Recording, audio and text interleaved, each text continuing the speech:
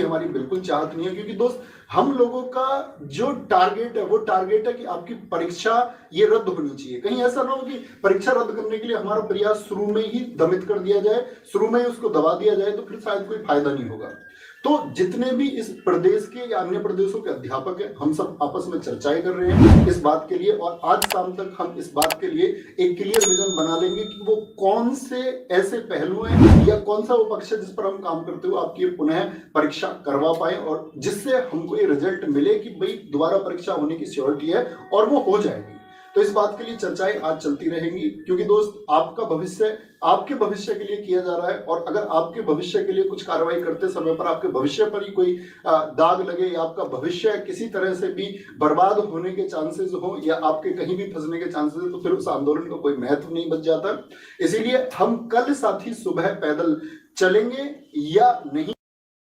आप सब लोग जानते हैं यूपी पुलिस की लीग परीक्षा तमाम इन 50 लाख छात्रों के लिए कितना सिर में दर्द बनी हुई है।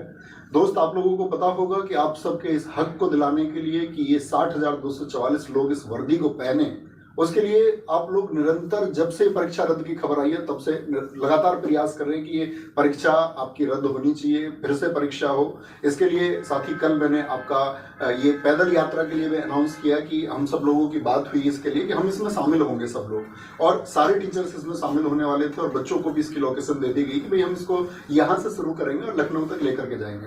उसके बाद में साथ ही जो वार्तालाप हुआ, इसके कुछ पहलुओं पर जो बातचीत हुई, जो प्रशासन से बातचीत हुई, इसको लेकर के प्रशासन इतना सख्त है कि प्रशासन ने ये दबाव बनाया है कि कल जितने बच्चे वहां पहुंचेंगे, और शायद ऐसा हो सकता है कि उन सबकी सुबह से ही अरेस्टिंग होनी चालू हो, और इस आंदोलन को जो पैदल यात्रा इसको बिल्कुल शुरू होने से पहले ही खत्म किया जा सके,